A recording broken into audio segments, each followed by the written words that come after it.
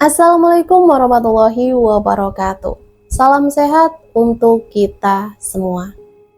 Semoga kita semua selalu mendapat lindungan Allah Subhanahu wa taala. Amin ya robbal alamin.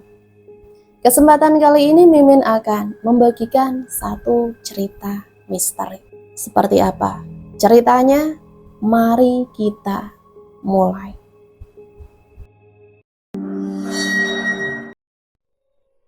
2011, aku diajak kerja oleh tanteku di salah satu perusahaan batu bara di Kalimantan. Kami bekerja sebagai catering di dapur untuk karyawan. Perjalanan dari kota ke camp sangat jauh, harus melewati jalur transportasi laut selama 1,5 jam agar sampai di camp. Setelah sampai di pelabuhan camp, kami pun dijemput mobil perusahaan untuk diantarkan ke lokasi mes dapur.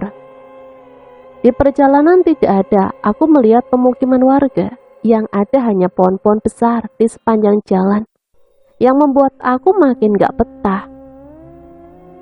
Sesampainya di mes, aku langsung ke kamar untuk menyimpan barang-barangku.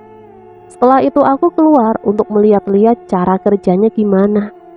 Ya seperti pekerjaan di rumah, cuci piring, potong-potong sayur, nyiapin bumbu, goreng ini, goreng itu, cuma porsinya aja yang berbeda. Karena yang dikasih makan ratusan orang. Kebayang gak sih porsinya gimana banyaknya? Setelah aku lihat-lihat ternyata karyawannya cowok semua. Yang cewek cuma karyawan di dapur. Dan kebetulan aku paling muda di situ. Umurku baru 16 tahun.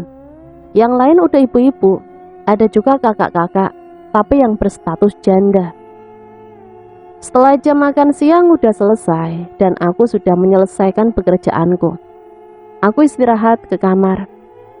Aku langsung cari HP dan gak sabar mau telepon mama aku untuk menceritakan hari pertama aku kerja, gimana capeknya. Tapi ternyata sinyal gak ada dan aku baru tahu kalau jaringan gak bisa sampai di kamar. Katanya sih di belakang dapur baru bisa dapat jaringan. Tapi berhubung aku capek banget, akhirnya aku ketiduran. Pukul 17 aku dibangunkan tanteku untuk mandi. Aku terbangun dan mengiyakan omongan tanteku. Tidak lupa aku ambil perlengkapan mandi di dalam tas dan aku pergi ke kamar mandi. Pas baru buka kamar mandi, perasaanku gak enak, tiba-tiba merinding.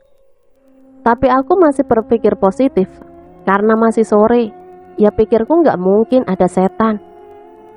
Aku alihkan pikiranku dan menganggap mungkin baru pertama kali, jadi wajar aja, terasa aneh.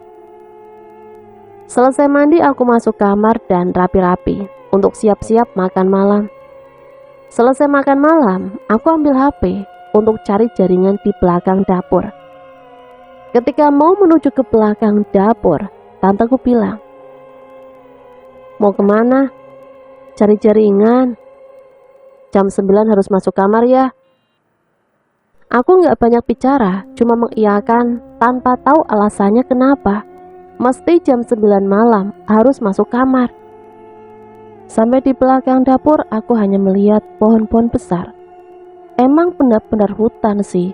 Mana gelap, lampu yang menyala cuma lampu di dapur. Di situ aku semangat sekali ketika aku dapat jaringan.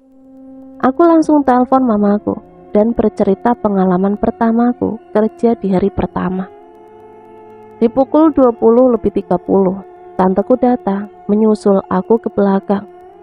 Dan dia cuma memperingatkanku pukul 9 harus masuk kamar. Karena aku lagi asik teleponan dengan mamaku. Aku cuma mengiyakan omongan tanteku. Akhirnya aku meneruskan telepon mamaku.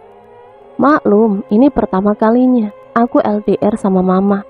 Makanya bawaannya pengen nelpon aja. Ketika sadar aku nelpon, udah terlalu lama. Aku tiba-tiba teringat, waktu pas aku lihat jam, udah pukul 21:20. Di situ aku merasa, masih sore kok, mau tidur. Ya aku teruskan aja teleponnya. Tiba-tiba kejadian aneh terjadi. Aku lagi asik nelpon, tiba-tiba angin kenceng menghampiriku. Dan yang anehnya lagi, angin kencang itu cuma di tempatku saja. Aku lihat ke kanan, ke kiri, ke depan, ke belakang, aman-aman aja. Gak ada angin, tapi di tempatku aja yang ada angin kencangnya. Di situ aku bingung dan masih menganggap itu wajar-wajar saja. Dan aku masih meneruskan obrolanku dengan mamaku. Seketika angin itu hilang. Tidak lama kemudian tiba-tiba hujan turun dengan lebat. Dan anehnya lagi, cuma di tempatku aja yang hujan. Di tempat lain tidak.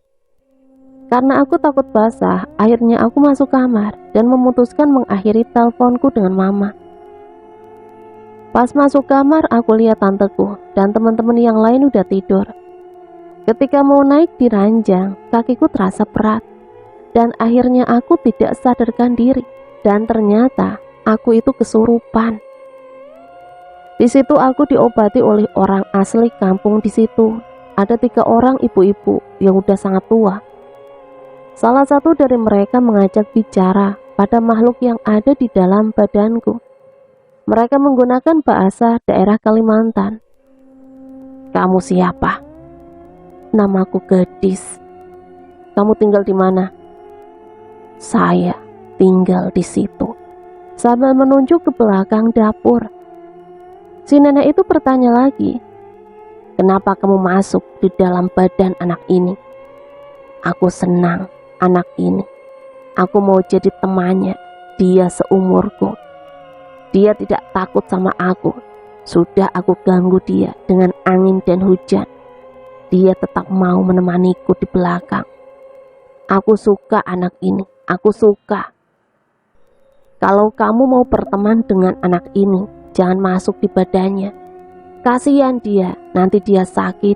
Dia kesini mau kerja, jangan kamu ganggu. Aku tidak mau keluar dari badan anak ini. Lewat dia, aku akan kasih tahu kalian semua. Siapa manusia kotor yang sudah mengotori tempat tinggalku. Berzina. Nenek yang mengobatiku kaget. Maksudnya apa? Kamu jangan fitnah orang. Aku tidak fitnah. Mereka berzina di situ. Sambil menunjuk ke arah kamar mandi. Terus bapak atasan di perusahaan yang kebetulan ada di situ menyuruh nenek itu untuk bertanya, siapa-siapa saja yang sudah zina di situ. Itu. Sambil menunjuk orang-orang yang kebetulan ada di situ.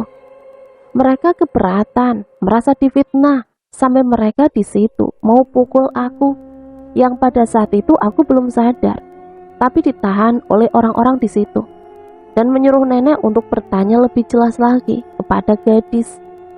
Gadis itu hantu yang merasukiku ya.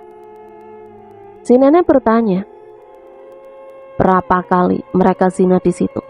Dan waktu apa saja? Pagi, siang, sore, atau malam? Yang itu, mereka zina 3 kali di waktu menjelang pagi. Yang itu 2 kali di waktu malam hari.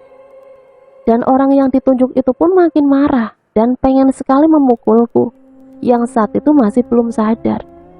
Akhirnya Pak Atasan di situ menyuruh si nenek untuk menyuruh gadis keluar dari dalam tubuhku. Setelah aku sadar, aku kaget. Banyak sekali orang, ada ibu-ibu, ada om-om yang ingin memukulku. Aku nggak tahu apa-apa, dan Pak Atasan di situ menyuruh mereka semua keluar dan kembali ke mes mereka masing-masing. Di situ aku masih ditemani tanteku. Badanku sakit sekali, sampai badanku ada yang memar. Aku lemas, nggak ngerti apa yang terjadi. Akhirnya aku disuruh tidur saja sama tanteku. Di situ tanteku nggak tidur, dia takut ada orang yang ingin melukaiku. Keesokan harinya aku mau bangun untuk bekerja, tapi dilarang.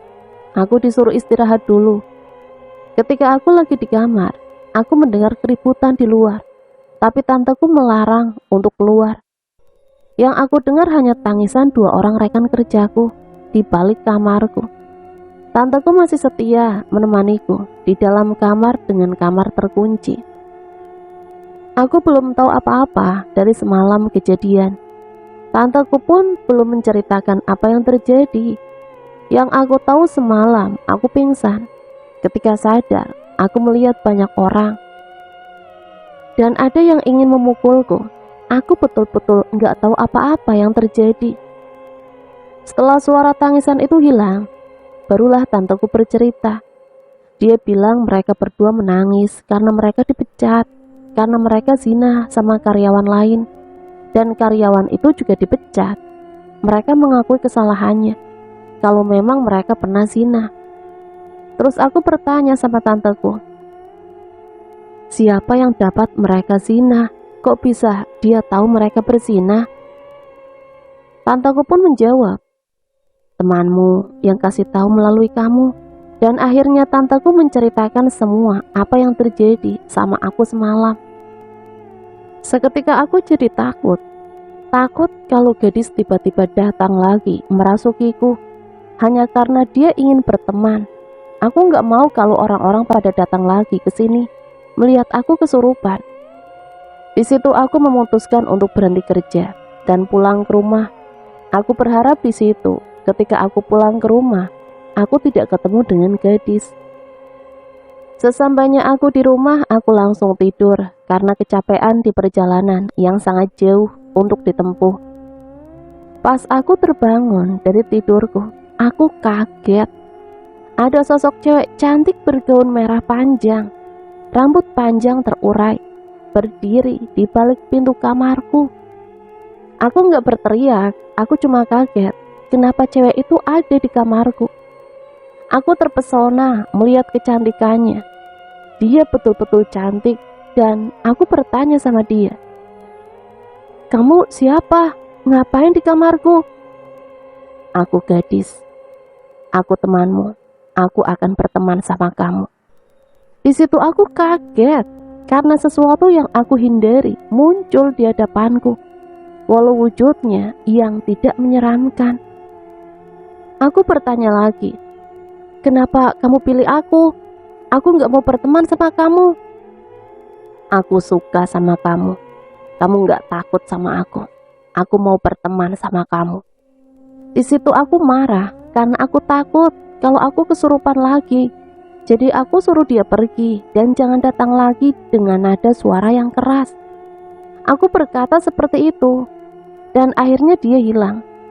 Setelah dia menghilang, adikku, mamaku, bapakku, sampai tetanggaku datang ke kamarku untuk memastikan aku kesurupan lagi apa enggak. Di situ aku cerita tentang gadis yang datang ke kamarku tadi. Tapi mereka menganggap aku cuma masih dihantui rasa takut dan akhirnya berhalusinasi. Keesokan harinya aku bangun dari tidurku. Aku membuka pelan-pelan selimutku. Dengan rasa takut, kubuka perlahan. Setelah kubuka, aku bersyukur gadis tidak ada di sekitarku. Aku berpikir mungkin gadis gak akan datang lagi karena udah aku usir kemarin. Aku melakukan aktivitasku seperti biasa, membersihkan kamarku.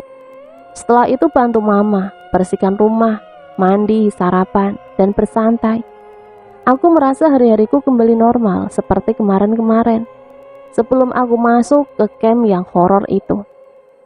Ketika lagi asik rebahan sambil main HP di kamar, tiba-tiba gadis muncul di balik pintu, persis seperti kemarin. Dia memunculkan wujudnya. Aku kaget yang luar biasa. Kagetnya hanya bisa terdiam sambil liatin dia. Rasa takutku nggak ada ketika melihat dia, karena gadis sosok perempuan yang sangat cantik. Aku hampir terpesona melihat kecantikannya, hingga aku akhirnya tersadar kalau dia itu gadis sosok yang sangat ingin kuhindari. Dan aku pun mulai berbicara sama dia. Kamu ngapain kesini lagi? Aku udah bilang, aku gak mau berteman sama kamu. Aku mohon, masih ada satu hal yang aku mau kamu bantuin aku. Karena cuma kamu aja yang bisa lihat aku.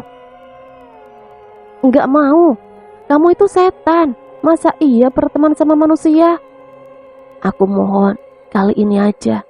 Aku janji, aku akan hilang dari hidup kamu ketika kamu sudah bantu aku. Aku gak mau, ya gak mau. Yang ada aku kesurupan lagi. Orang-orang pada datang. Aku malu lah. Karena dengan cara aku masuk di badan kamu, aku bisa menyampaikan apa yang ingin aku sampaikan. Dan cuma lewat kamu saja aku bisa. Cuma kamu yang bisa lihat aku. Pokoknya nggak mau yang nggak mau. Tiba-tiba mama dan adikku datang ke kamarku untuk melihat apa yang terjadi. Kenapa aku teriak-teriak lagi? Mama dan adikku berpikir aku kesurupan. Dek, kamu kenapa? Ini Dedek kan? Iyalah, ini Dedek. Jadi siapa lagi, mah? Setan. Kenapa teriak-teriak begitu? Kayak orang kesurupan. Gadis, mak. Dia datang lagi. Dia ngotot mau berteman sama Dedek. Dedek nggak mau, tapi dia maksa. Emang dia ngomong apa? Katanya dia masih punya satu hal yang dia ingin mau Dedek bantu. Manalah Dedek mau, mah. Orang dia setan. Kenapa dia datang ke manusia? Bahayanya dia. Emang wujudnya kayak mana itu si gadis? Dia cantik, mah. Kulitnya putih, bersih, rambutnya panjang, sampai segini, sepinggang. Terus dia pakai baju panjang warna merah. Dia tinggi, mah, sampai tidak nampak kakinya. Jangan-jangan dia kuntilanak merah. Dia bukan tinggi, dia itu ngambang kakinya, gak sentuh tanah. Kuntilanak. Aku membayangkan kuntilanak yang di film-film yang mukanya hancur sambil ketakutan. Tapi Dedek gak takut lihat dia. Enggak, mah. Tiap lihat dia, Dedek langsung terdiam aja karena terpesona lihat kecantikannya. Berarti gadis itu baik karena dia menampakkan wujudnya bukan wujud asli. Kalau dia nampaknya wujud aslinya, itu berarti dia jahat. Karena dia memang sengaja buat Dedek takut. Emang wujud aslinya kayak mana, mah? Ya pastinya ngeri lah. Gadis emang kayaknya baik, mah. Dia ngomongnya juga lembut. Tapi pas Dedek marah-marah, mukanya sedih gitu, mah. Tiap Dedek marahin dia pasti ngilang. Dedek jadi merasa bersalah. Ngawur, jangan berteman sama dia ya. Biar gimana pun dia itu beda alam sama kita. Udah bantu mama masak buat makan siang, jangan suka ngelamun. Kalau sendirian, ntar dia merasuki lagi baru tahu. Mama nih bikin takut saja. Tapi gadis bilang dia rasukin Dedek cuma untuk menyampaikan sesuatu doang kok. Karena cuma Dedek aja yang bisa lihat dia. Apa Dedek bantu aja ya, ma? Si Dedek penasaran juga sih, emang dia mau minta tolong apa sih? Terserah, yaudah ayo ke dapur, bantu mama masak. Setelah percakapanku dan mama di kamar selesai, kami langsung ke dapur untuk masak makan siang. Setelah selesai masak, kami sekeluarga makan siang. Setelah makan, aku seperti biasa, membersihkan meja makan dan cuci piring. Setelah selesai, aku masuk kamar dan berharap si gadis muncul. Udah hampir 15 menit, si gadis nggak muncul, dan aku tiba-tiba punya pikiran untuk manggil dia dengan cara, Gadis, gadis, gadis, muncul dong, aku mau main sama kamu. Gak butuh waktu lama, tiba-tiba gadis muncul. Tapi kali ini dia gak muncul di balik pintu. Dia muncul di pojokan dinding di belakangku. Aku di belakangmu. Seketika aku kaget karena aku tunggunya dia di depan, nongolnya di belakang. Mana tiba-tiba manggil lagi. Aku langsung memutar badanku untuk melihatnya. Jarakku dan jaraknya sangat dekat, tapi dia lebih tinggi dari aku. Gadis, aku minta maaf ya. Aku kemarin-kemarin kasar sama kamu. Aku pikir kalau berteman sama kamu tuh dikit-dikit aku kesurupan. Kan akunya juga terganggu. Iya, nggak apa-apa. Aku rasuki badan kamu cuma untuk menyampaikan sesuatu aja kok. Bukan untuk sakiti kamu. Hari demi hari keakrabanku makin dekat. Apa-apa yang terjadi sama hari-hariku, entah di rumah, di tempat kerja, pertemanan, bahkan percintaanku pun aku curhatkan juga sama gadis, dan dia selalu setia mendengarkanku. Dan dia selalu setia mendengarkanku. Hingga akhirnya mama dan bapakku mulai khawatir sama aku. Karena ketika aku berbicara sama gadis yang orang lain tampak, aku berbicara sendiri. Kalau orang yang tahu mungkin memaklumi, tapi kalau orang yang nggak tahu akan menganggapku seperti orang gila. Salah satunya tetanggaku. Mereka selalu membuat cerita seakan-akan aku gila karena selalu berbicara sendiri, dan mereka mencoba berbicara sama orang tuaku agar aku diobati karena katanya dampaknya akan parah kalau aku nggak segera diobati. Mama bapakku cuma bisa diam karena mereka menganggap omongan tetanggaku itu ada benarnya.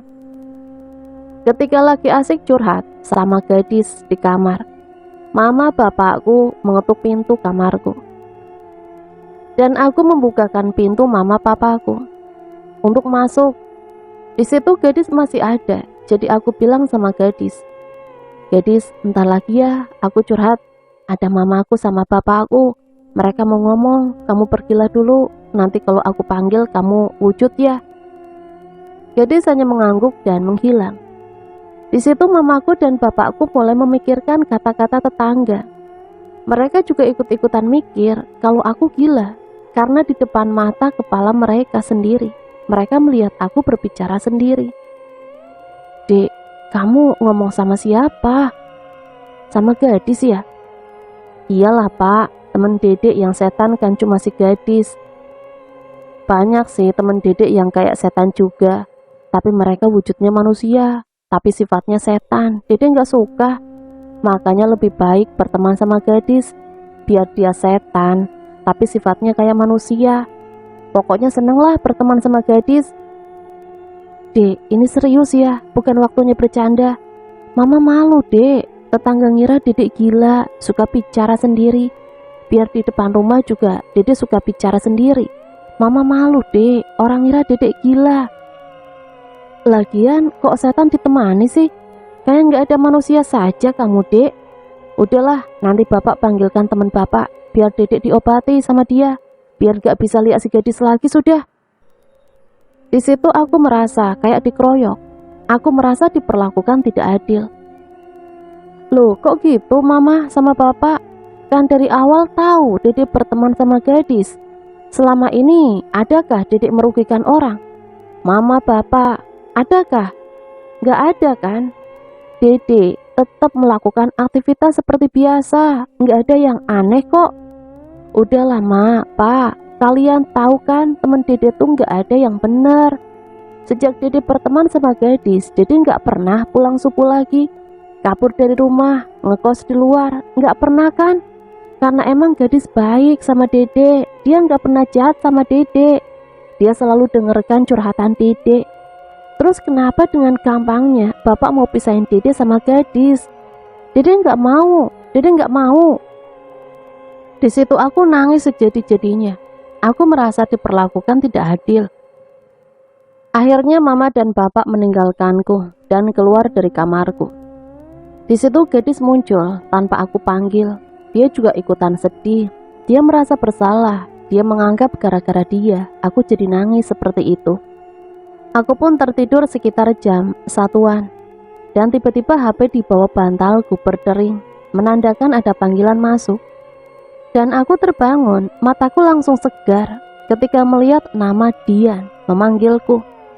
Ya, Dian adalah teman SD ku dulu. Di waktu SD dia orang yang paling pendiam, dia sopan dan sangat baik. Itu yang membuat aku suka sama dia, cinta monyet. Tapi sampai lulus SD pun aku tidak pernah memberitahu dia kalau aku suka sama dia. Karena saat itu umurku baru 11 tahun. Aku menganggap itu adalah cinta pertamaku, walau cuma aku yang tahu. Aku angkat teleponnya dan ternyata dia ngajak aku jalan malam mingguan. Aku senang sekali. Aku langsung terbangun dari tidurku dan segera mandi dan bersiap-siap.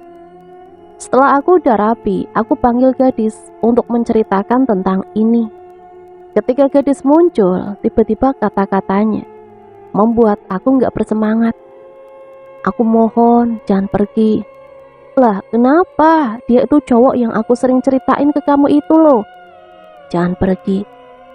Kamu kenapa sih? Kamu gak suka ya kalau aku bahagia? Kamu sama aja seperti mama bapakku. Dia punya niat buruk sama kamu. Kamu jangan pergi. Aku lebih kenal dia ya daripada kamu, jadi gak usah ikut campur. Ucapku mulai kesal. Aku mohon, jangan pergi.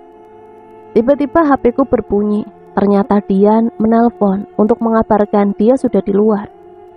Tanpa mempedulikan omongan gadis, aku langsung meninggalkannya dan segera bertemu sama Dian. Sebelum aku meninggalkan gadis, aku berpesan sama dia untuk tidak berada di sampingku. Mau wujud ataupun enggak, aku berpikir kalau dia selalu hadir di dekatku di saat aku lagi jalan sama Dian. Aku merasa gadis akan merusak kencan pertamaku. Maka dari itu aku berpesan untuk kali ini tidak hadir di dekatku.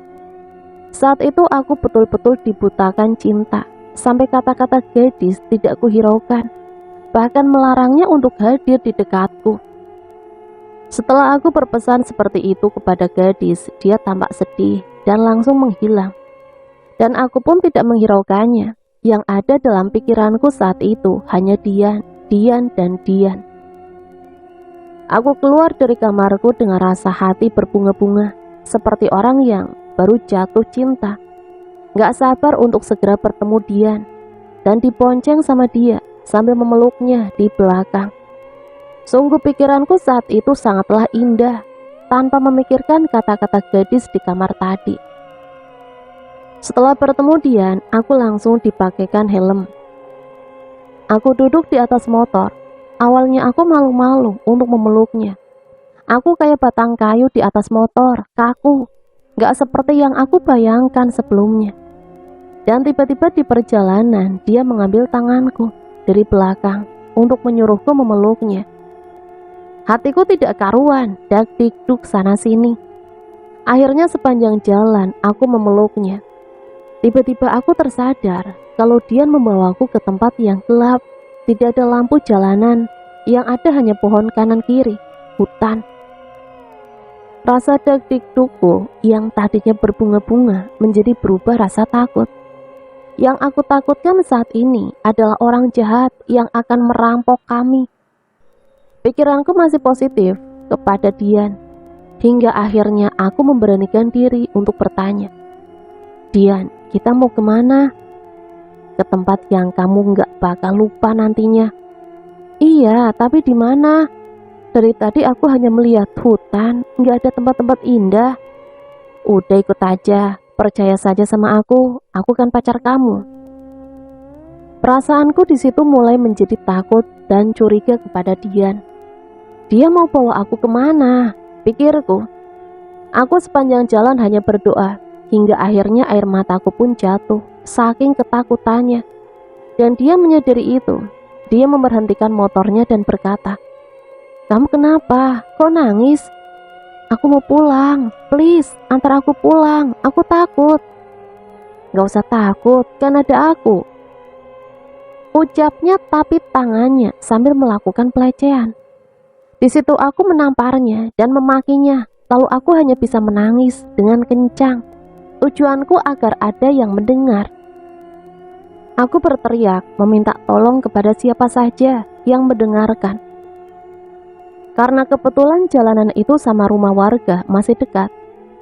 Dengan rasa ketakutan akhirnya Dian membujukku dan berjanji untuk membawaku pulang. Akhirnya dia mengantarkanku pulang. Di perjalanan kami tidak saling bicara, bahkan tanganku yang tadinya memeluknya kini enggak lagi. Duduk yang tadinya sangat dekat, kini kubatasi dengan tasku. Seketika aku langsung mengingat perkataan gadis dan sangat menyesal tidak mendengar kata-katanya, bahkan melarangnya untuk hadir di sampingku. Seandainya gadis ada, kemungkinan dia bisa membantuku. Pikirku dalam penyesalan. Sepanjang jalan aku hanya bisa meneteskan air mataku, berharap cepat sampai di rumah. Dan alhamdulillah aku sampai di rumah, walau Dian menurunkan aku di pinggir jalan. Sebelumnya dia menjemputku depan rumah, dan ketika dia mengantarkanku pulang, dia menurunkanku di pinggir jalan. Tapi aku bersyukur bisa sampai di rumah dengan selamat.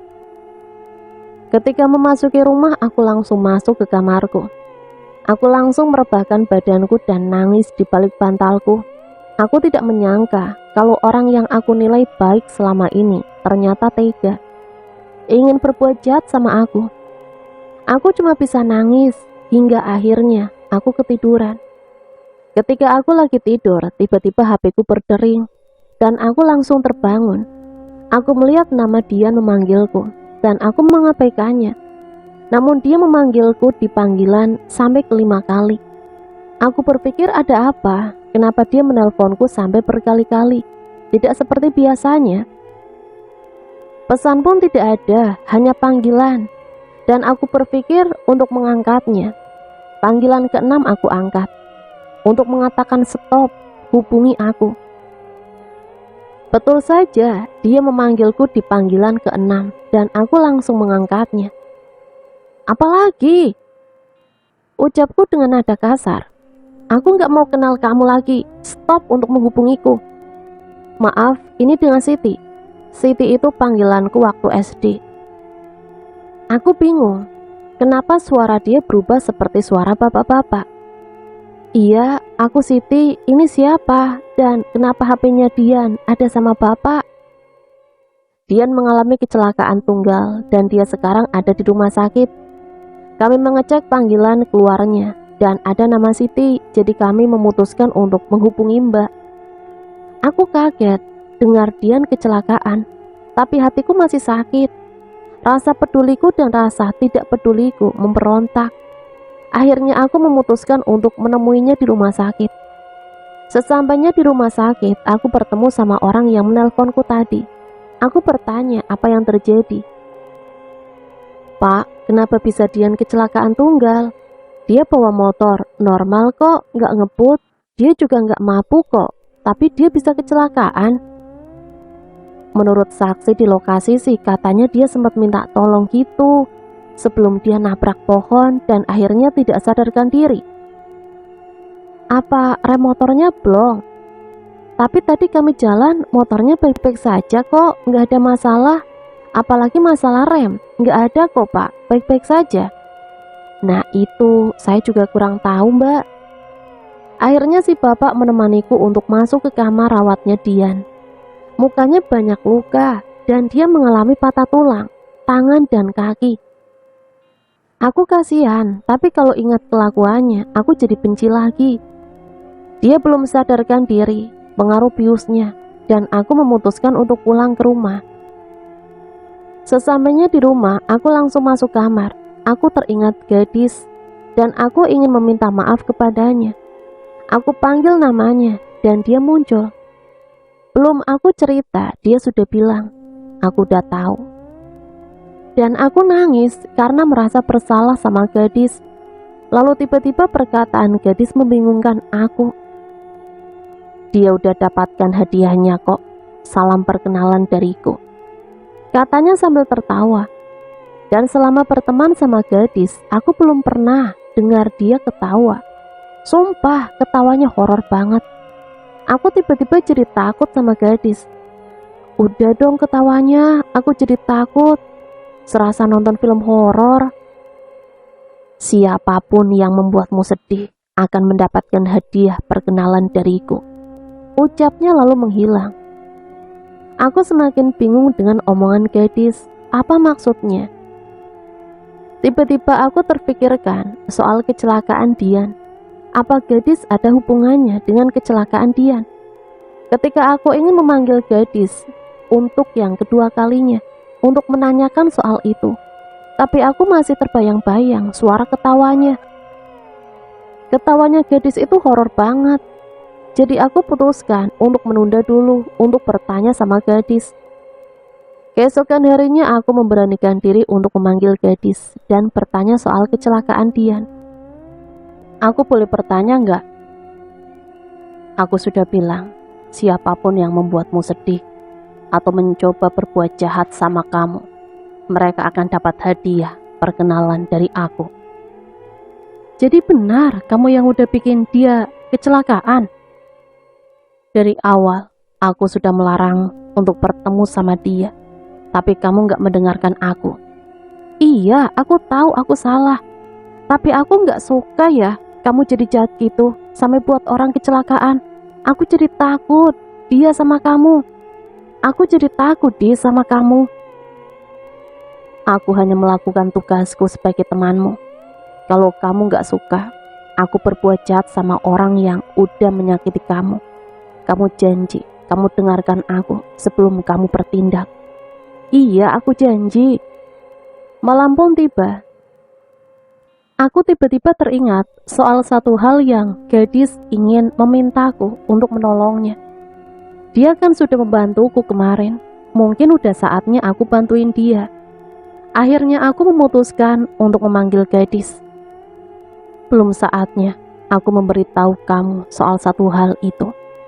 Akan tiba saatnya aku akan memberitahumu. Tahu aja kamu, Dis, apa yang mau aku tanyain ke kamu. Tapi aku penasaran dengan satu hal itu, Dis. Dan kapan waktunya tiba, Dis? Aku udah siap buat nolongin kamu. Seketika raut muka gadis amat sedih dan ia langsung menghilang. Aku pun kaget. Aku berpikir kembali, apa kata-kataku ada yang salah sampai gadis sedih dan langsung menghilang. Aku semakin penasaran dengan satu hal itu. Keesokan harinya seperti biasa, aku bersiap-siap untuk berangkat kerja. Biasanya sebelum kerja, aku pamitan sama gadis, tapi aku masih memikirkan dia yang sedih tiba-tiba. Jadi aku memutuskan untuk tidak pamitan kerja sama dia. Sesampainya di tempat kerja, aku langsung dipanggil atasan ke kantor. Orang yang dipanggil ke kantor adalah orang yang bermasalah. Dengan rasa dag-digdug, aku berpikir sepanjang jalan. Kesalahan apa yang kubuat sampai dipanggil ke kantor? Perasaan kerjaku selalu benar, tidak pernah ada komplain dari atasan. Sesamanya di kantor, aku cuma berdua dengan Pak Atasan. Ada apa, Pak? Kok saya dipanggil? Kamu tahu kan, orang yang dipanggil ke kantor itu adalah orang yang bermasalah. Iya, Pak, saya tahu. Tapi kesalahan saya apa?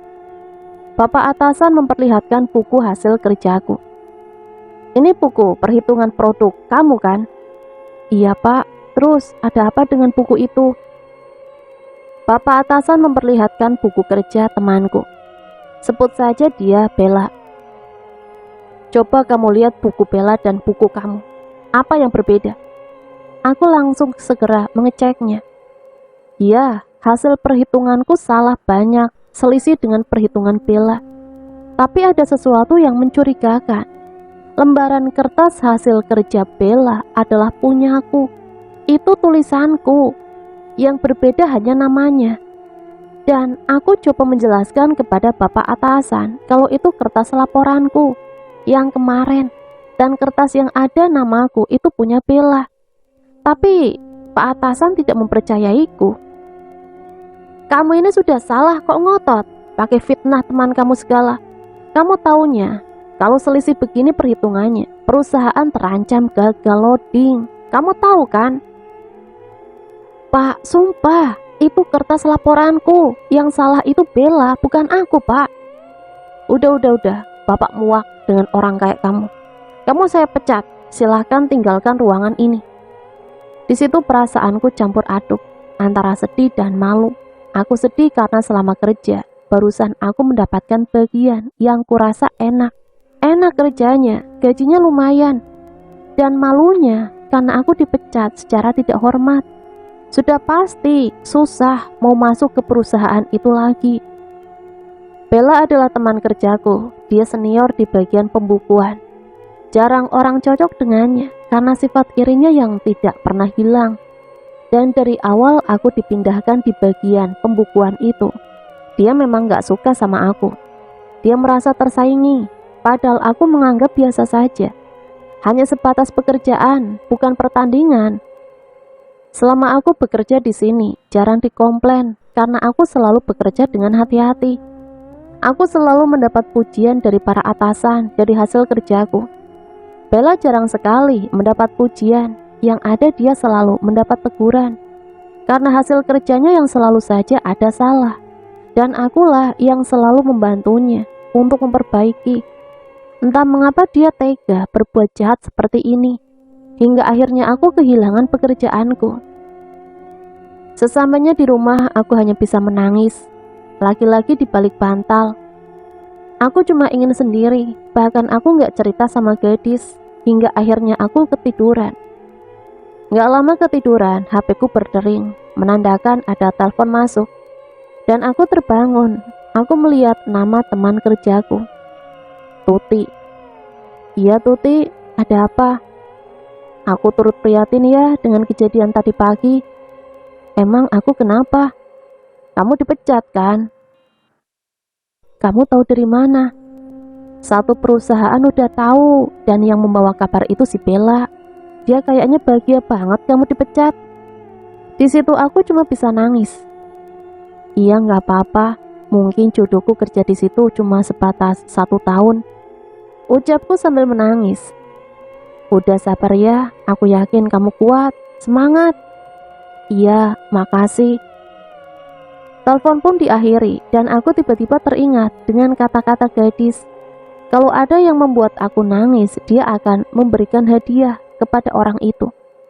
Akhirnya aku langsung pergi mandi dan rapi, biar kelihatan tidak terjadi apa-apa.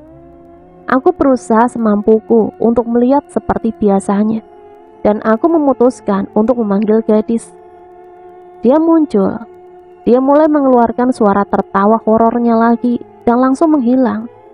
Aku pun bingung, gadis kenapa? Gak lama kemudian HP-ku berbunyi lagi. Ternyata Tuti menelponku dan aku mengangkatnya. Iya Tut, ada apa lagi? Kamu udah dengar berita tentang Bella nggak? Emang ada apaan?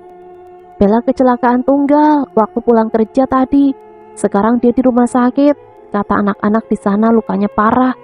Dia mengalami patah tulang di bagian kaki dan tangannya. Motornya hancur. Astagfirullahalazim. Dia nabrak apa sampai segitunya? Kata anak-anak sih, pohon. Tiba-tiba aku teringat dengan kecelakaan Dian. Apa lagi-lagi ini ada hubungannya dengan gadis? Pikirku. Udah dulu ya Tut, ntar aku telepon lagi. Telepon pun terputus. Aku memutuskan untuk memanggil gadis dan menanyakan soal itu. Dia nggak muncul. Biasanya aku panggil dia langsung wujud. Tapi kali ini enggak.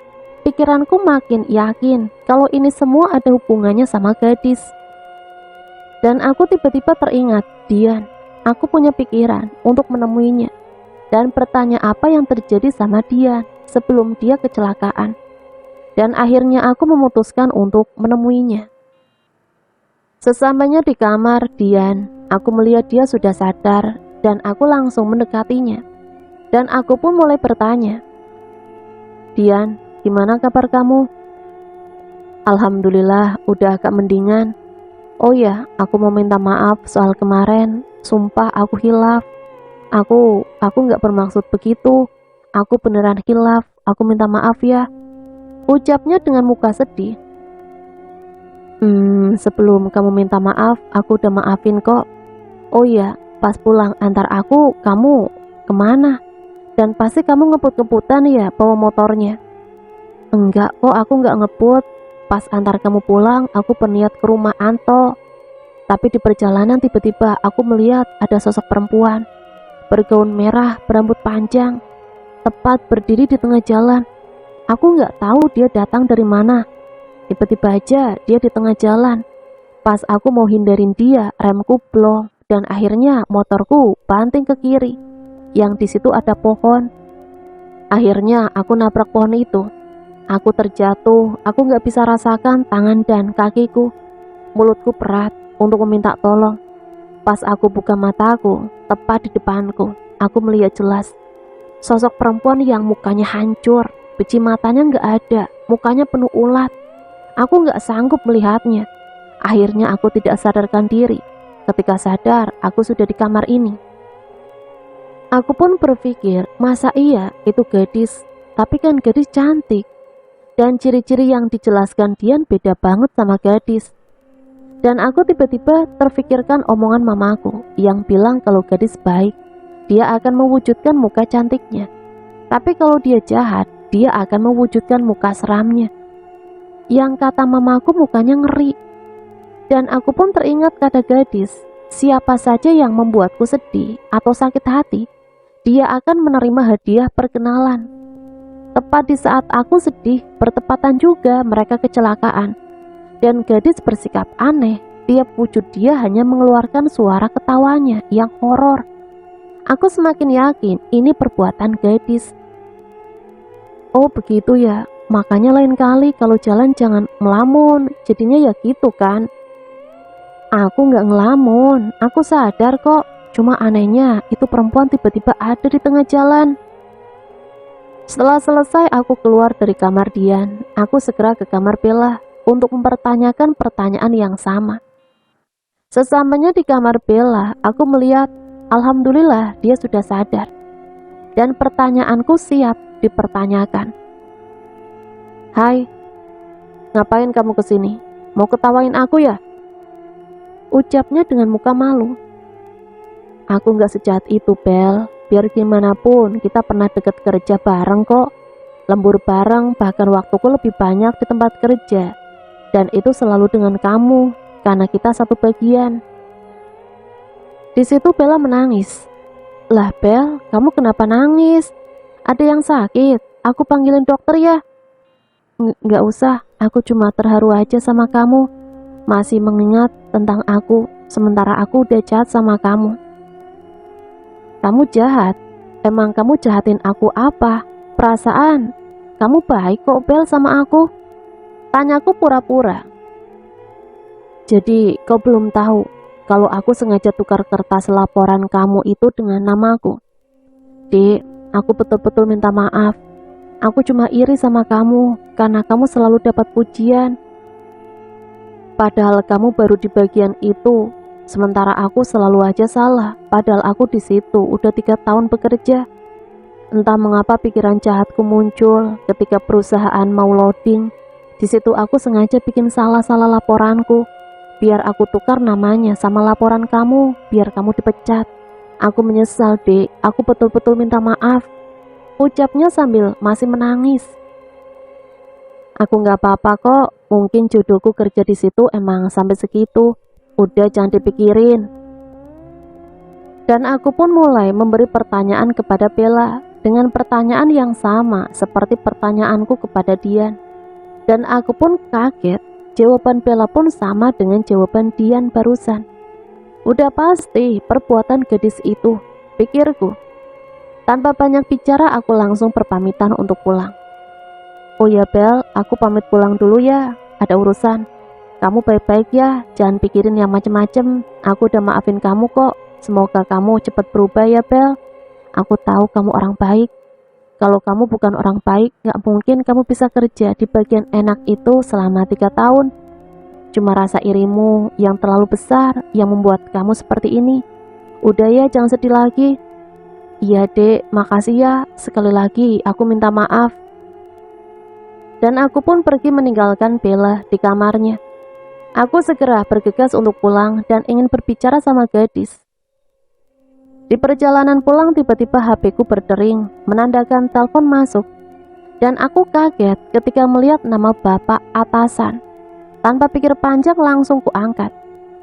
Iya, assalamualaikum pak, ada apa ya? Besok kamu bisa ke perusahaan kan? Bapak mau kamu kembali bekerja. Karena bagian pembukuan gak ada. Bella masuk rumah sakit dan bapak yakin cuma kamu yang bisa kerjakan.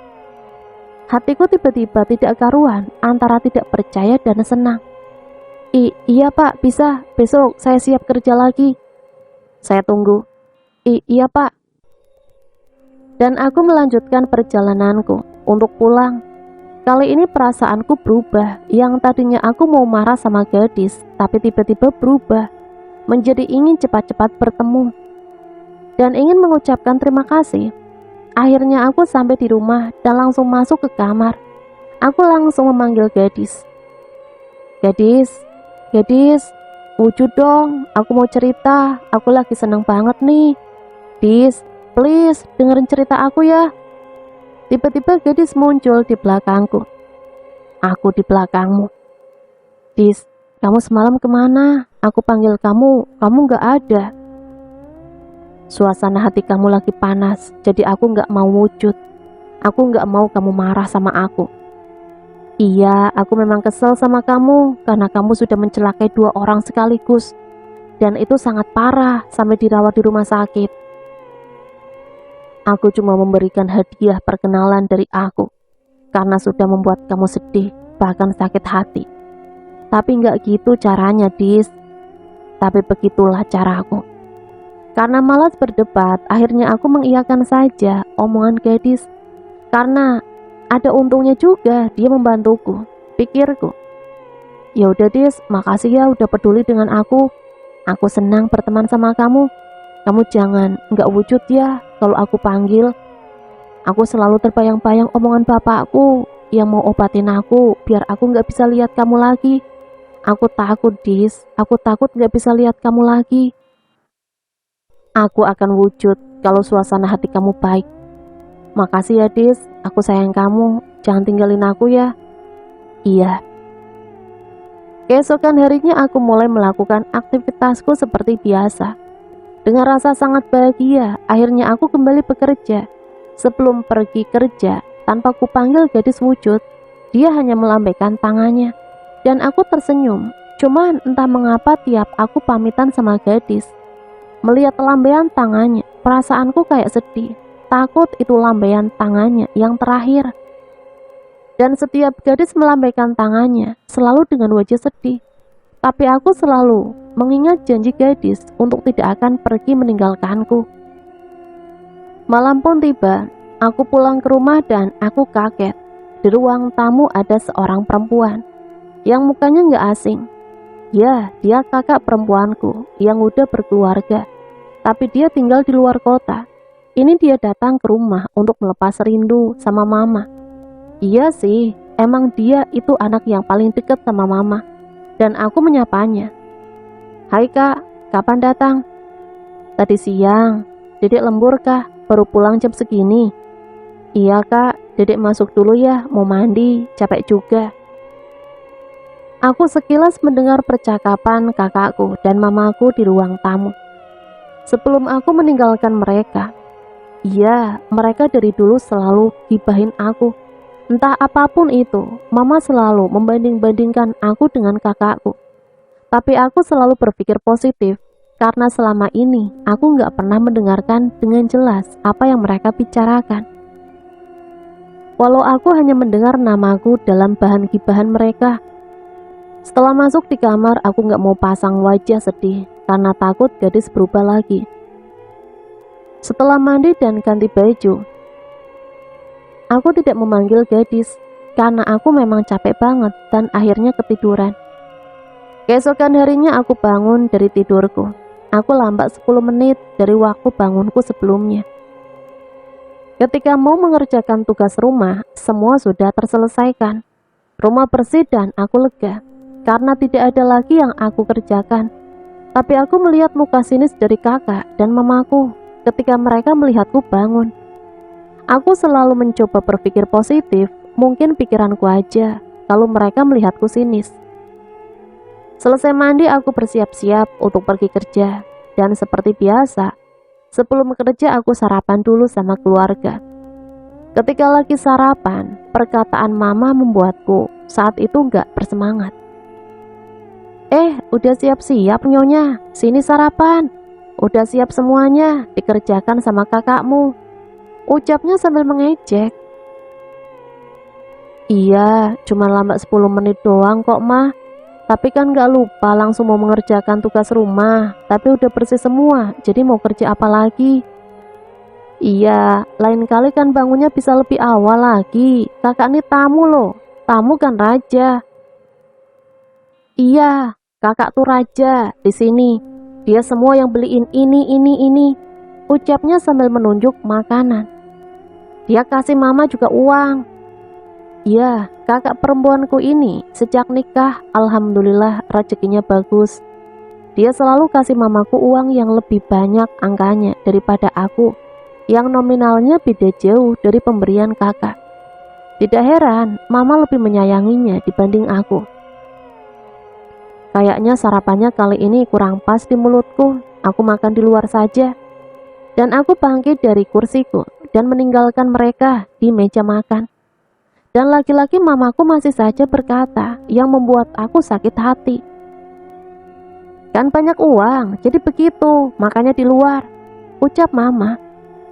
Mungkin makanan yang aku beli kurang mahal kali mah, jadi dia maunya beli yang lebih mahal lagi, kan dia banyak uang. Iya, begitulah dia tuh. Aku mendengarkan percakapan mereka dan membuat aku sakit hati dan menangis. Aku nggak nyangka mama dan kakak tega berbuat begitu sama aku. Namun aku tetap semangat karena tanggung jawabku di tempat kerja. Aku sendiri nggak bisa izin kalau tidak masuk kerja. Dulu ada Bella bisa izin karena ada cadangan, sekarang udah nggak bisa. Dengan perasaan hancur, aku tetap melangkahkan kaki untuk pergi ke tempat kerja. Sesampainya di tempat kerja, aku langsung duduk di kursi kerjaku. Aku kebanyakan diam dan menangis tanpa suara. Aku tidak habis pikir. Mama dan kakakku tega menyakitiku seperti itu. Apa salahku sama mereka? Dari dulu aku selalu dibanding-bandingkan sama kakakku. Dari dia belum menikah, aku selalu dibanding-bandingkan. Namun ku pendam semua, biar bagaimanapun mereka adalah mama dan kakakku. Aku gak boleh dendam, aku cukup sabar sampai mereka sadar dengan apa yang mereka lakukan sama aku itu salah. Hanya di luar rumah saja aku bisa sedih dan menangis. Aku takut gadis melihatku seperti ini. Aku takut dia berbuat jahat sama mama dan saudaraku. Aku mencoba melupakan kejadian tadi pagi dengan menyibukkan diriku dengan pekerjaanku. Malam pun tiba, aku rasanya gak ingin pulang ke rumah. Aku gak mau sakit hati lagi, tapi biar bagaimanapun aku harus pulang. Akhirnya aku pulang dalam keadaan terpaksa. Sesampainya di rumah, aku gak mau bicara apa-apa ketika melihat mereka ada duduk di ruang tamu. Cukup memberi salam dan aku masuk ke kamarku. Sakit hatiku kalau mengingat perbuatan mereka kepadaku. Sebelum masuk kamar, aku hapus air mataku dan memasang wajah ceria. Aku gak mau gadis tahu apa yang terjadi sama aku. Aku masuk kamarku dan mengambil handukku. Aku pergi mandi. Ketika melewati dapur, aku melihat ada pisau. Entah aku mendapat bisikan dari mana, sampai aku tiba-tiba ingin mengakhiri hidupku. Karena tidak bisa menahan sakitnya disakiti oleh saudara dan mama sendiri. Walau hanya sekedar kata-kata yang mereka ucapkan, namun sakitnya sampai ke dalam hati. Aku raih pisau itu dan ingin menancapkannya ke perutku. Namun aksiku dilihat oleh adik laki-lakiku yang berumur 11 tahun dan langsung memukul tanganku sampai pisau itu terjatuh ke lantai. Dan dia berteriak-teriak untuk memanggil bapak, mama, dan kakakku. Aku langsung terjatuh dan tidak sadarkan diri, pingsan. Kemudian mereka datang semua ke dapur untuk melihatku. Bapakku langsung mengambilku dari lantai dan meletakkanku di pangkuannya.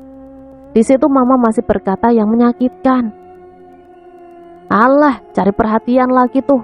Orang sehat-sehat aja, kenapa pingsan? Kak Dede mau bunuh diri, Ma. Tadi aku lihat dia dan aku pukul tangannya biar pisaunya jatuh. Setelah itu, Kak Dede pingsan. Mendengar itu bapakku murka. Iya, aku memang anak yang lebih dekat sama bapak dari kecil. Aku cuma dekat sama bapak. Aku kurang dekat sama mama. Bapak begitu menyayangiku, begitupun aku. Sebelum ada gadis, aku curhatkan sama bapak, apapun itu. Tiap bapak mau tegur mama yang selalu membanding-bandingkan aku. Aku selalu melarangnya, aku gak mau mereka ribut. Maka dari itu mama kurang suka sama aku, karena aku selalu dibela sama bapak. Tidak jarang bapak memarahi mamaku demi aku. Ketika bapak tahu aku mau bunuh diri, bapakku langsung berpikir kalau aku sudah tidak sanggup dengan kelakuan mama dan kakakku. Apalagi waktu sarapan tadi pagi, bapak pengen sekali membela aku. Namun aku memegang tangannya untuk tidak ikut bicara. Aku lebih memilih meninggalkan mereka makan daripada harus mendengarkan keributan gara-gara aku. Dengan nada besar, bapakku berkata, "Ini gara-gara kelakuan kalian itu. Dari kecil, dia selalu dibanding-bandingkan, selalu dibenci, seakan-akan apa yang dia kerjakan selalu salah. Ini anakmu, ini adikmu. Kenapa kalian kejam sekali sama dia? Emang mama apain dia? Orang gak dia apa-apain juga, dianya aja yang cari perhatian." "Bela aja terus, Pak. Aku ini juga anak bapak ya. Dari kecil kalau dia luka sedikit aja, aku yang dipukul. Karena dibilang tidak bisa jaga dia. Sudah cukup, Pak. Bapak tuh juga pilih kasih. Kayak cuma dia aja anaknya bapak. Aku ini apa?" "Sudah nak, sudah. Kamu anak mama. Biar aja dia itu anaknya bapakmu. Udah kita keluar ya, biar aja dia diurus sama bapakmu." Bapak selalu bela dia karena bapak tahu mamamu itu juga pilih kasih. Selalu memperlakukan dia dengan tidak adil. Kalau bukan bapak yang bela dia, siapa lagi? Kamu sama mamamu, sama saja. Di tengah perdebatan mereka, aku tiba-tiba menangis sesegukan. Namun yang menangis itu bukan aku, melainkan gadis yang merasuki tubuhku. Aku menangis. "Ma, dari kecil mama selalu lebih sayang sama kakak. Dia beli mainan selalu kakak yang lebih bagus. Aku selalu dimarahi sama mama. Padahal Dede nggak nakal, Ma. Dede juga mau deket sama mama. Mau juga deket sama kakak. Dede sayang kalian. Tapi kenapa kalian memperlakukan Dede dengan tidak adil? Apa Dede ini bukan anak kandung mama? Bukan adik kandungnya kakak? Sampai kalian tega dari dulu memperlakukan Dede seperti itu?" Suasana mulai haru. Mereka semua terdiam dan mendengarkan aku berbicara. Mereka sadar itu bukan aku, karena suaraku berbeda. Dan mereka sadar kalau aku sudah kesurupan. Mereka masih mendengarkan apa yang ingin aku sampaikan. "Dede sengaja jadi nakal, Ma. Pulang subuh, jadi liar bergaul sama teman-teman yang tidak beres. Selalu merokok dalam kamar, selalu mabuk-mabukan di rumah teman. Semua itu Dede lakukan, cuma mau lihat perhatian mama, nggak lebih. Tapi apa? Dengan kelakuan Dede begitu, mama malah makin membenci, bahkan mengusirku. Bapaklah yang selalu menjemputku di saat aku tinggal di luar. Dede sayang bapak. Akhirnya Dede dengarkan kata-kata bapak untuk pulang lagi ke rumah. Tapi mengapa sifat membanding-bandingkan mama sama aku dan kakak makin menjadi-jadi di saat aku balik ke rumah? Cukup, Ma, cukup. Aku memang belum bisa membahagiakan mama dengan memberikan mama uang yang banyak seperti yang kakak lakukan terhadap mama. Tapi tolong, hargai perasaanku. Aku juga manusia, Ma, punya hati. Apa mama nggak sadar perkataan mama itu sangat menyakiti aku, Ma? Bertahun-tahun aku pendam, hingga hari ini betul-betul aku tidak tahan dan ingin mengakhiri hidupku. Mungkin dengan kepergianku, mama merasa puas dan tidak membanding-bandingkan aku lagi." Mama, kakak, adik, dan bapakku saat itu hanya bisa menangis mendengar perkataanku. Seketika mamaku tersadar dengan apa yang dia lakukan itu salah. Kakakku juga hanya bisa menangis sesegukan, merasakan menyesal telah memperlakukan aku seperti itu. Dan tiba-tiba aku terdiam. Aku kembali tidak sadarkan diri. Bapakku menggoyang-goyangkan badanku agar aku sadar. Dan kemudian aku sadar. Aku buka mataku perlahan. Aku kaget. Kenapa aku tertidur di pangkuan bapak? Dan aku melihat di depanku mama, kakak, dan adikku menangis. Kemudian aku memegang pipiku yang sangat basah akibat menangis. Aku bingung apa yang terjadi sama aku. Aku pun heran sebenarnya apa yang terjadi. Kenapa mama dan kakakku memelukku sambil menangis. Dan mereka juga minta maaf. "Kakak minta maaf ya, Dek. Kakak juga baru sadar kalau kakak selama ini jahat sama kamu. Kakak macam apa aku ini, Dek, yang tega menyakiti hati adiknya sendiri, sampai adiknya mempunyai pikiran untuk bunuh diri. Kakak minta maaf, Dek. Kakak merasa bersalah. Kakak sayang sama kamu.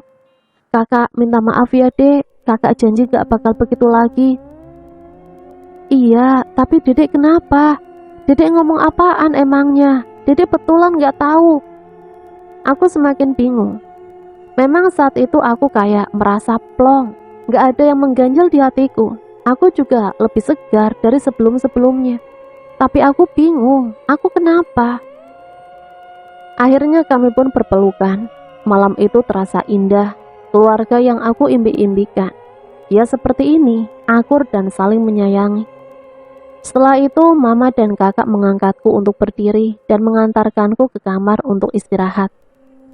Setelah mereka mengantarkanku istirahat ke kamar, mereka meninggalkanku, dan aku teringat gadis. Aku masih bingung dengan apa yang terjadi sama aku. Apa ini ada hubungannya sama gadis? Dan aku pun memanggil gadis. Aku minta maaf ya, aku merasukimu. Aku hanya ingin mereka tahu unek-unekmu selama ini apa, agar mereka sadar apa yang mereka lakuin itu salah, kata gadis. Aku pun masih bingung.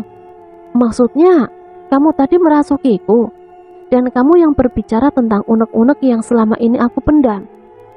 Iya, aku sudah tahu niat bunuh dirimu itu tanpa kau sadari. Aku ada di sampingmu, aku mengikutimu. Namun aksimu ku gagalkan dengan membawa adikmu ke dapur untuk melihatmu. Kamu membawa adikku ke dapur? Gimana caranya? Aku membuat dia gak sadar untuk berjalan ke dapur. Setelah dia di dapur, aku sadarkan dia. Setelah dia melihat aksimu, dan aku membuat kamu tidak sadarkan diri, biar aku bisa masuk ke tubuh kamu. Makasih ya Dis, kamu selalu ada buat aku. Kamu selalu peduli dengan aku. Sejak kenal kamu di hidupku berubah. Dian sekarang udah jauh lebih baik. Sekarang dia di pesantren. Bella juga sudah baik sama aku. Komunikasiku sama dia sekarang baik. Dan sekarang mama dan kakakku baik sama aku. Itu semua berkat kamu, Dis. Aku sayang banget sama kamu. Ini sudah tugasku sebagai temanmu. Dan tiba-tiba muncul rasaku ingin memeluk gadis, seperti pelukan seorang sahabat. Dis, aku boleh nggak peluk kamu? Aku mau berterima kasih banget sama kamu. Aku sayang kamu, Dis. Kami masih berpelukan. Ketika kami lagi asik berpelukan, tiba-tiba kakakku masuk ke kamarku. Tanpa mengetuk pintu, dia masuk untuk membawakanku makanan. Tiba-tiba dia menjatuhkan makanan itu, dan aku pun kaget dan melepaskan pelukan gadis. Kak, kenapa? Dedek, kamu ngapain? Dedek sadar kan? Iya, Dedek sadar kak. Dedek lagi berpelukan sama gadis, teman Dedek. Dedek cuma ngucapin terima kasih aja. Astaga, masih berteman sama kuntilanak itu? Gadis kak namanya. Gadis, jangan sebut dia kuntilanak. Dedek gak suka. Wah, gak bener ini dek. Nanti kakak bawa berobat Dedek ya, biar pisah sama dia. Apaan sih kak? Orang gadis baik kok. Dedek gak mau kak berobat begitu. Lagian dia gak merugikan siapa-siapa. Dedek juga berkomunikasi sama dia. Dedek juga berkomunikasi sama dia di kamar doang kok. Biar orang gak lihat dan gak menganggap Dedek gila. Tapi beneran dek, Dedek kayak orang gila. Kakak gak mau Dedek kenapa-napa. Udah kan gak apa-apa, biasa aja kali. Udahlah kakak keluar, nanti Dedek yang bersihin makanan ini. Dan kakakku keluar dengan muka kebingungan. Setelah semua sudah selesai, aku pun memutuskan untuk tidur. Sebelum pergi kerja, aku masuk ke kamar dulu untuk pamitan sama gadis. Dis, gadis, keluar dong. Aku mau pergi kerja nih, mau pamitan sama kamu dulu. Iya, aku di belakangmu. Dis, aku pergi kerja dulu ya. Kamu jangan kemana-mana. Kamu tunggu aku di kamar ya. Tunggu aku pulang. Aku selalu heran, kenapa tiap gadis melambaikan tangannya, dia selalu sedih. Laki-laki aku selalu mengingat janji gadis kalau dia tidak akan meninggalkanku. Dan aku meninggalkannya dan segera pergi bekerja. Ketika aku lagi bekerja, tiba-tiba perutku sakit. Sakitnya sangat luar biasa. Aku tidak bisa menahannya, hanya bisa menangis. Dan karyawan di situ semua panik dan menggendongku untuk dibawa ke ruang kesehatan. Aku disuntik obat pereda sakit perut, tapi tidak berpengaruh. Aku masih saja kesakitan.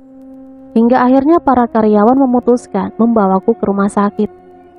Sesampainya di rumah sakit, aku langsung ditangani oleh pihak medis. Aku diberi suntikan yang membuat aku tertidur dan tidak sadarkan diri. Salah satu karyawan menelpon keluargaku. Tidak lama kemudian keluargaku datang untuk melihatku.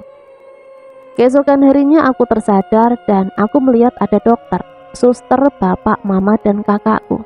Adikku sekolah, jadi dia tidak ada. Dokter bertanya padaku, "Gimana keadaannya? Udah mendingan?" "Udah dok, setelah disuntik itu semalam aku langsung mengantuk dan lupa dengan sakitnya. Tapi ini mulai sakit lagi dok." "Bagian mana yang sakit?" "Yang ini dok," sambil memegang perutku.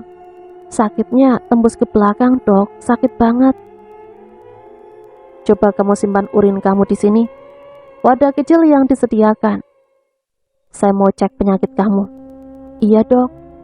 Dan mama membuntutiku untuk ke kamar mandi untuk mengambil urin. Setelah selesai aku kasihkan urin itu ke susternya. Singkat cerita, aku dinyatakan gejala ginjal batu. Dan memang kalau positif, aku diharuskan segera operasi. Tapi aku masih trauma dengan kejadian temanku dulu yang meninggal setelah dioperasi. Dia mengalami pendarahan. Aku lebih memilih rawat jalan aja. Setelah sampai di rumah, aku dibelikan kakakku air mineral yang sangat banyak. Aku disuruh banyak-banyak minum air putih biar cepat sembuh katanya. Dan aku menuruti perkataan kakakku itu. Setelah aku istirahat di kamar, aku memanggil gadis untuk bercerita soal penyakitku. "Dis, aku sakit. Aku nggak mau dioperasi." "Aku tidak menyukai kakakmu. Dia punya rencana untuk memisahkan kita," ucap gadis. "Maksudnya, kakakku baik loh. Dia udah berubah, Dis. Dia peduli sama aku." "Dia mau misahin kita, dan aku tidak menyukainya." "Kamu ngomong apaan sih, Dis? Aku nggak ngerti. Nggak ada yang bisa memisahkan kita, Dis. Nggak ada." Gadis hanya bisa menangis. "Dis, jangan kamu sakiti kakakku ya. Apapun itu. Aku mohon, aku janji sama kamu, nggak akan ada yang bisa misahin kita.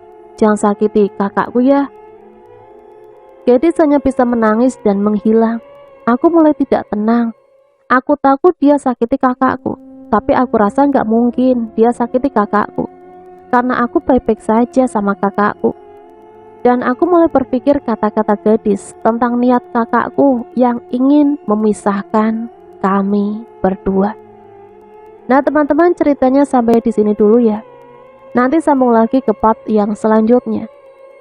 Di part selanjutnya nanti kita akan menguak kematian gadis yang sebenarnya. Dan siapa sih gadis itu sebenarnya? Sampai di sini saya pamit undur diri, mohon maaf apabila banyak salah kata.